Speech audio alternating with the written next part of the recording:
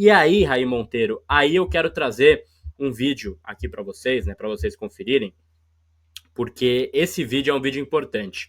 O Baby, né, líder da torcida independente, ele participou ontem, né, de um podcast da Rádio Exclusiva FM, um abraço para o Fábio, inclusive, né, gente boa da Rádio Exclusiva, onde ele falou a respeito da situação do Zubeldia na frente do São Paulo. Vamos ouvir o que o Baby falou para a gente poder discutir, à frente do São Paulo, melhor dizendo, né? Vamos ouvir o que o Baby falou para a gente poder discutir neste momento. Eu vou colocar na tela aqui, está carregando, agora vai. Isso, né? Eu fiz logo de cara. O Matheus perguntou aqui. Vai lá. O meu dia estava sentado, a diretoria também, fiz logo de cara. Mas e aí, cara, vocês vão continuar com o técnico? Vocês apoiam o técnico? Não, a gente apoia o técnico sim. O técnico vai continuar então, ô Belmonte. Você como diretor de futebol, quando você descer num ônibus no Morumbi domingo, primeira coisa a primeira coisa na hora que a imprensa perguntar, você vai se posiciona aí, fala que o nosso técnico ele vai continuar assim, tá? Você entendeu? Não fica esperando inflamar, a torcida inflamar aí pra querer derrubar, se posiciona. Porque quem fez, se o Zubeldia é bom ou não, quem contratou foi vocês, tá? Então é muito fácil de chegar, derrubar um treinador lá e os verdadeiros culpados estão lá no CT, né, meu? Porque o cara que contrata, o cara que toda hora fica se escondendo atrás de um técnico, quer dizer, então, pô, se a gente traz hoje o Dorival pro São Paulo Futebol Clube, a gente vai esquecer todas as cagadas dos últimos anos aí, tá ligado, família? E vai continuar a mesma merda. Daqui a pouco o Dorival não serve mais. Quem serve, na verdade? Então vamos parar de se esconder aí, certo? Tem que se posicionar, né, mano? Certo? Tá aí o Baby falando a respeito disso. Queria, enfim, trazer essas aspas aqui, porque ele fala em linhas claras, né, Raí, que ele pediu para o Carlos Belmonte, já que ele tá bancando o Zubeldia na reunião, ir a público bancar o técnico para não ficar nessa coisa de empata o jogo, aí derruba um treinador, porque era pressão muito grande, enfim, já não se ajudava, tal. Então ele deixa em linhas claras que ele que pediu para o Carlos Belmonte ir dar aquela entrevista ali antes da partida, e fala também, né, que na visão dele quem enfim, contratou o cara foi a diretoria, então é fácil derrubar o técnico e os culpados continuarem na barra funda, né? Então eu trouxe essa aspa porque eu acho importante para esse debate, porque ontem eu trouxe uma percepção minha, Raí, de que o respaldo dado ao Zubeldia nesse momento não necessariamente quer dizer que os caras confiam de mãos atadas nele e acham que de fato ele é o técnico ideal. Quer dizer que eles não têm um cara engatilhado para repor e que eles têm essa pressão também da torcida organizada, principalmente, para não derrubar o Zubeldia, né? Então eu quis trazer essa aspa porque eu acho relevante aqui para o nosso debate, né? Até que ponto foi verdadeira essa entrevista da própria convicção do Carlos Belmonte? Eu acho, sinceramente, aí, que na próxima oscilação vão acabar derrubando, né? Então ele bancou justamente aí, então, até o jogo contra o Santos, mas eu não confio que vai ter uma longevidade desse trabalho aí com oscilações constantes como vem apresentando o São Paulo, Raí. Eu, assim, acho que ao longo desse período todo, Gabi, o que falta também um pouco, né? E até em relação à questão anterior que a gente falava aqui da gestão, é um pouco mais de comunicação, né? Porque, assim, se lá no começo do ano o presidente, nem que ele não convoque uma coletiva, já que ele tem um pouco de dificuldade em responder perguntas, né? Ele não se relaciona muito bem com perguntas, que ele gravasse um vídeo, fizesse um pronunciamento, né?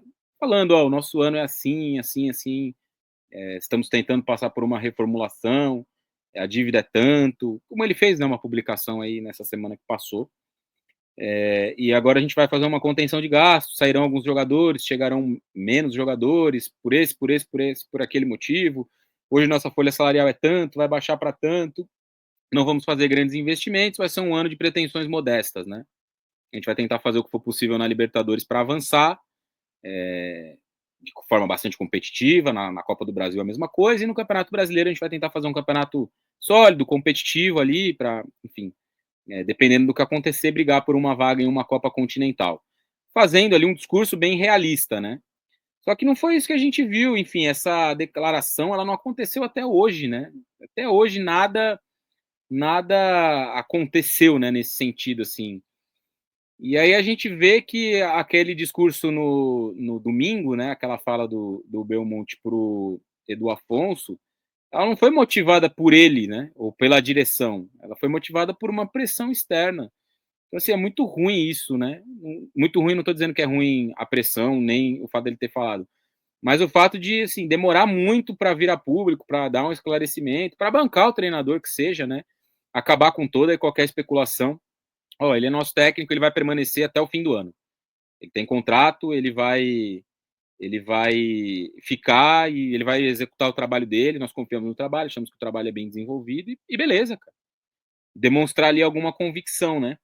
Mas isso não foi o que a gente viu, então, assim, tudo muito ruim quando a gente fala de comunicação da direção. Se isso tivesse sido feito lá atrás, talvez esse momento não estaria acontecendo desse jeito. Porque o torcedor também, né, o Gabi, cara, e eu não tô falando do torcedor do São Paulo, né? Todo torcedor é assim, todo torcedor acredita que seu time pode ser campeão. O torcedor do São Paulo olha pro time hoje, né, e fala, pô, completinho aqui, dá pra ir na Libertadores, hein? Ano passado faltou um pênalti com um time que era, na minha visão, pior. O elenco do ano passado, acho que era melhor que esse, tinha mais opções. Mas o 11 inicial esse ano tem Oscar, pô. Teve um ganho grande aí de um cara diferente. Então o torcedor olha para isso e olha para o ano passado e fala, faltou pouco ali, cara. E talvez aquilo que faltou esse ano tenha para chegar mais longe. Só que, cara, a realidade, São Paulo pode até ganhar a Libertadores, eu acho improvável, mas pode até ganhar. A realidade não é essa, né? E por que o torcedor acha isso muitas vezes? Porque também falta comunicação, falta uma boa conversa, falta uma boa explicação. Ó, nós vamos precisar muito de vocês esse ano, de encher o estádio, de estar junto, que é uma coisa que a torcida do São Paulo está fazendo há muito tempo, né? Esse é o único personagem nessa conta que nunca pode ser criticado é a torcida, porque sempre vai, sempre enche o estádio. Então, se tivesse se comunicado de uma forma melhor lá atrás, talvez hoje a gente não veria essa pressão, talvez a gente não veria essas críticas nesse tom, e haveria, talvez, uma avaliação um pouco mais realista, né? Porque o que muita gente cobra, falava sobre os extremos, né? O que muita gente cobra nos extremos? Esse time pode jogar muito mais do que ele está jogando. Eu acho que ele pode jogar mais. Muito mais, eu acho que não. Pelas peças, né, à disposição. Mas se lá atrás você faz esse discurso... Não vai né, ser campeão de nada esse ano. Tem que ser assim, muito não. claro com o torcedor. Não vai ganhar, mas acho que pode apresentar um jogo melhor para vencer o Sport, pelo menos em casa. Vencer o Alianza, pelo menos em casa. Mas eu tô de acordo com você, né? Criar uma expectativa de que o time é um timaço e vai ganhar tudo esse ano é uma loucura, né? Você tem que ter o pé no chão, que esse ano, título, expectativa tem que ser zero, né, Raí? Não dá para ter, cara. Assim, as Copas, elas são sempre imprevisíveis, né? Pode acontecer. Como eu disse, o São Paulo ficou a um pênalti de chegar à semifinal da Libertadores. E, cara, assim, se tivesse chegado na semifinal contra o Peñarol, provavelmente o São Paulo ia passar e tinha muita chance de ser campeão contra o Atlético Mineiro em um jogo só. Tinha muita chance. Então, assim, o mata-mata é isso. A essência do mata-mata é o que aconteceu entre São Paulo e Botafogo. São Paulo foi amassado no primeiro jogo, trouxe um 0-0 para casa. Em casa, teve a chance de empatar o jogo ainda no primeiro tempo, poderia ter virado no segundo. Teve aquele momento no fim que o Botafogo se descontrolou, e aí o Rafinha fez aquela cagada de arrumar uma confusão lá no final com o Marçal, e aquilo assim, fez com que o jogo saísse um pouco do jogo, né? Virou uma confusão, o jogo parou, tal. Quando voltou já não tinha mais nada acontecendo, né? Então, assim, é o mata-mata, cara. No Campeonato Brasileiro é fazer uma campanha segura, digna, ficar ali entre os primeiros. O Campeonato Brasileiro dá 70 vagas para a Libertadores. É provável conseguir de novo. Então é isso. É assim que eu vejo. Mas o que ocasiona, na minha opinião, todo esse problema? Falta de comunicação lá quando a temporada foi começar. Falta de uma boa conversa, de uma entrevista esclarecedora. Não aconteceu, cara. E aí o que a gente está vendo é um caos total no ambiente nesse momento. Eu acho que o São Paulo é um clube que não tem convicção e não tem pulso firme, né? Até tem uma pergunta. O São Paulo vive em um looping de troca de técnico por ter convicções erradas, mas usar profissionais de escudo? Para mim, sim. Porque o São Paulo hoje é um time que não tem pulso firme, tem um comando muito flexível, né? De acordo com o que ditam as pessoas do entorno, a pressão cai muito na pressão e foi assim que compraram, por exemplo, o Neves, né, quando ele já não seria utilizado. Foi assim que eles renovaram com o Luan, por exemplo. A gente mencionou também o Belém, não tinha convicção interna do trabalho, mas eles vão pela onda da rede social, então tem muito disso. E aí, cara, eu falei ontem também no debate, porque assim, o ponto Zubeldia para mim é isso. Acho que o São Paulo não vai ganhar nada essa temporada, porque não tem elenco para bater em Palmeiras, Flamengo, Atlético Mineiro, times que têm investimento. Copa é mais imprevisível, mas eu não tenho também nenhuma expectativa que o São Paulo vá ganhar alguma coisa esse ano. Para mim, tem que pontuar no Brasileiro para não correr risco, mas a gente tem que pontuar. De fato, o São Paulo poderia apresentar mais futebol, e acho que tem um erro técnico nisso do Zubeldia, né? Obviamente, quando eu falo erro técnico, eu falo do Zubeldia, por o São Paulo, não estar vencendo os jogos fáceis em casa. Mas caso eles decidam por cair o Zubeldia pela troca de técnico, tem que cair gente da diretoria também, porque não dá para todo ano você ter uma convicção equivocada, e aí, cara, por óbvio, eu sei que não vai acontecer, tá? Eu sei que isso é algo que eu falo aqui que nunca vai acontecer, mas é um ponto importante, porque esses caras bancam, esses caras escolhem técnico, escolhem elenco, montam elenco com caras que o técnico não pediu, nunca vi isso, né? O Santiago Longo deu uma entrevista para mim que ele falou que ele sentia que não era pedido do Zubeldia, tendo chegado na era Zubeldia, ou seja, trouxeram porque o Jamal veio por qual razão também, por qual motivo. O técnico não pediu o Jamal Lewis, então tem também a sabotagem interna, que eu sempre menciono aqui, mas falta pulso firme, e aí tá o Carlos Belmonte na tela, porque ele deu essa entrevista antes do jogo, mas queria colocar o Júlio Casares também, porque ele é o presidente do clube, e Júlio, com todo respeito, cara, acho que esse corte chega, né, de uma forma ou de outra. Você é o presidente do clube, você é um cara que era para ter a caneta na mão e ter o poder de decisão total concentrado em você. Você não deve mais favor político para ninguém. Tenha autonomia, toma as rédeas da Barra Funda, assume a responsabilidade também e toma a decisão, cara. Vai para cima, porque eu também não acho que ele seja esse cara, enfim, cara, das convicções mais corretas do mundo. Mas assim, ele não deve favor a quem está hoje na direção de futebol, por exemplo. Ele não precisa ficar mantendo as rédeas políticas. Ele já é presidente, ele já cumpre o seu segundo mandato e não vai ter terceiro mandato para o Júlio Casares. Ele já tem a sucessão política garantida. Cara, faz algo pelo seu torcedor,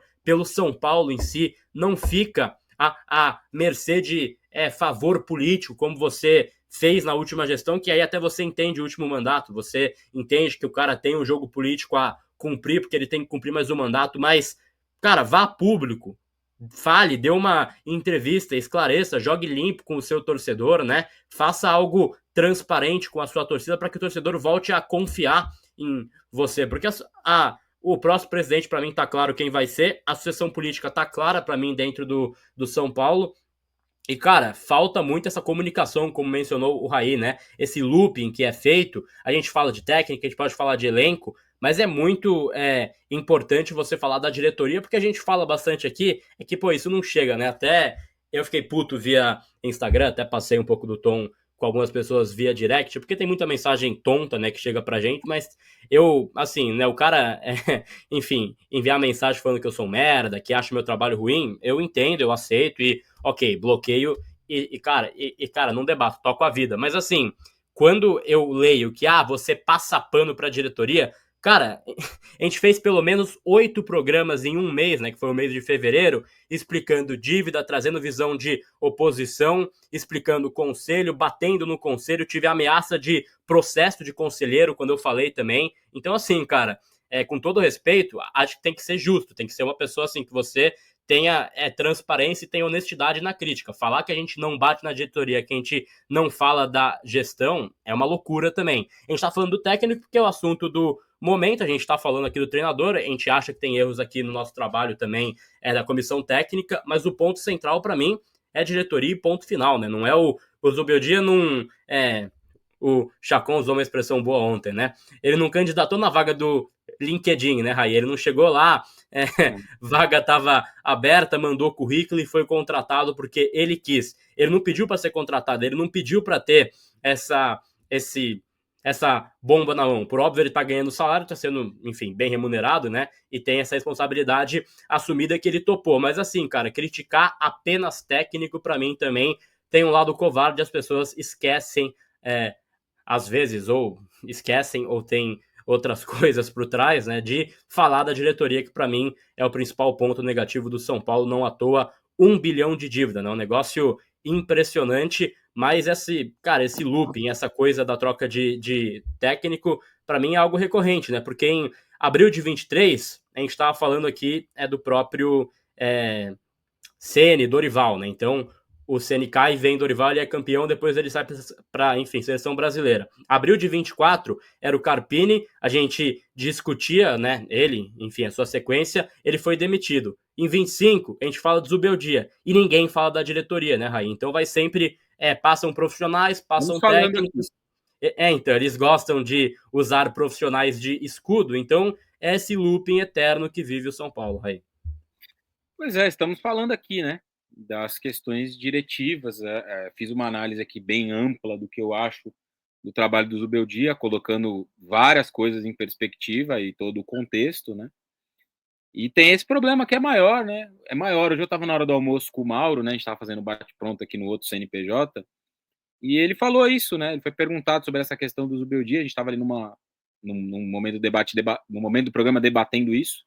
E ele falou, cara, a questão para mim principal é a diretoria. A diretoria virar público, se manifestar, falar, deixar claro as coisas. Porque muita coisa acaba não sendo muito clara, né? Isso é muito ruim. Teve uma mensagem aí acima, né? Tem bastante gente bastante gente com a gente aqui, mais de 1.200 pessoas. Agradecer, obviamente, todos que estão conosco aí, deixar o like, enfim. Até o Wilsinho tá com a gente, mandou uma mensagem no chat aqui há pouco. Beijo pro Wilson. A questão aí é bem essa, né? Da diretoria. A gente estava, como eu disse, conversando sobre isso, e ele falou, cara, falta mais cobrança em relação à diretoria, olhar mais para os problemas da diretoria, falando de uma forma geral, óbvio, né? E eu concordo muito com isso.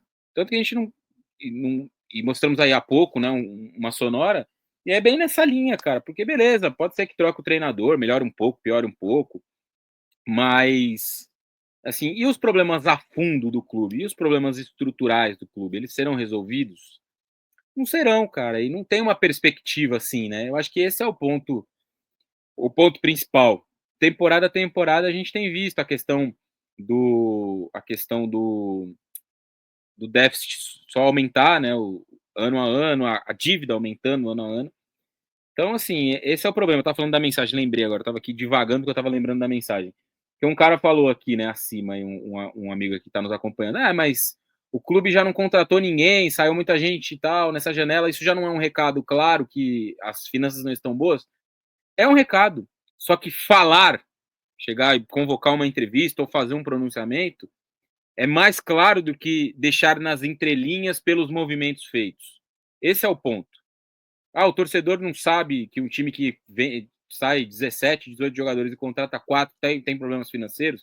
Muitas dessas saídas que enfraqueceram o elenco, elas não foram feitas para enxugar a folha? Claro que sim. Ou São Paulo ganhou muito dinheiro vendendo o Wellington Rato para o Vitória, por exemplo? Não ganhou. Era para enxugar a folha.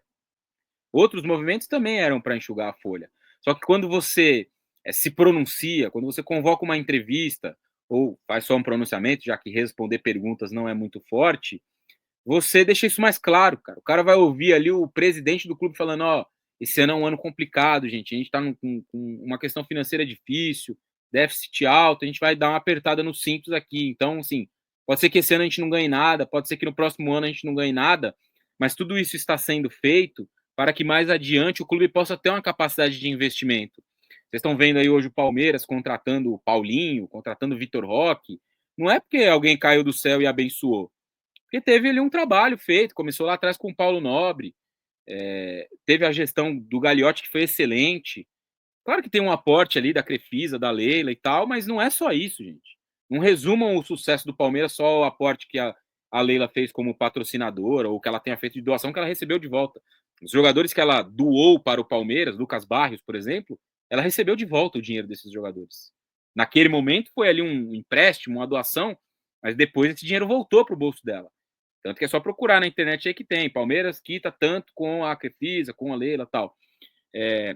Então tem um trabalho ali que começou com um presidente e até coincidiu dele, em meio a isso, ganhar, né? Ganhou uma Copa do Brasil, ganhou um Campeonato Brasileiro. Teve a questão do estádio, que impulsionou muito os rendimentos do Palmeiras. Estou citando aqui um exemplo do Palmeiras, que é um exemplo bom, cara, de gestão.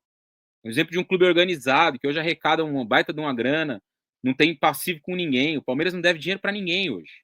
O Palmeiras tem as suas finanças em dia. E aí ele pode contratar o Paulinho, ele pode contratar o Vitor Roque, ele pode investir num time para competir com o Flamengo que é um clube que tem uma arrecadação muito maior que a do Palmeiras, mas muito maior que a do Palmeiras. Eu sempre gosto de lembrar de um dado do meu querido amigo Paulo Massini, trabalhamos juntos durante muito tempo, um cara espetacular. Gente boa, tá? Puta cara, massa. Quando o Palmeiras iniciou esse processo de reestruturação financeira, ele era o 4º em arrecadação em São Paulo. Ele arrecadava menos que São Paulo e Corinthians, e arrecadava menos que o Santos. E agora ele é o que mais arrecada. Eu acho que ele arrecada igual ao Corinthians, né? O Corinthians tem uma dívida quase impagável e também não está se movimentando para pagar, então acaba que fica no empate, né? Arrecada e deve tanto que o dinheiro acaba não entrando. O Palmeiras arrecadou 1 bi na temporada passada e vai arrecadar 1 bi nessa de novo. O balanço está para sair esses dias também. Então, cara, tem muita coisa, né? E tudo isso começa com um trabalho feito lá atrás. E no São Paulo isso não está acontecendo. Talvez agora que a água está muito aqui já, se olhou para isso e falou, pô, agora se a gente não começar, ferrou. Se a gente não começar, daqui 2, 3 anos a gente vai estar devendo mais que o Corinthians. O Mauro até falou um negócio hoje que eu nunca tinha pensado, mas eu concordo muito com ele. O fato do Corinthians ter uma dívida tão grande ofusca um pouco o fato do São Paulo também ter uma dívida muito grande, porque acaba se falando muito nisso, né? Porque o Corinthians tem uma dívida muito maior, pelo que eu tinha visto, aí já está perto de bater 2 bi a dívida do Corinthians, do São Paulo está perto de bater 1. Então, como tem um ali que tem uma dívida muito grande e tem outros problemas, né, páginas policiais e o caramba, você acaba concentrando até mais a análise dessa questão neles, né, no Corinthians, e o São Paulo acaba passando um pouco ao lado, mas ela aumentou muito nesses últimos anos, né? Então, cara, assim, tem muita coisa, né? Muita coisa aí que a gente precisa analisar e precisa olhar em torno do São Paulo, que não é só a questão do treinador, né? Voltamos ao tópico inicial. Tudo isso, né? O tanto de coisa que a gente falou aqui não é só culpa do treinador. Né?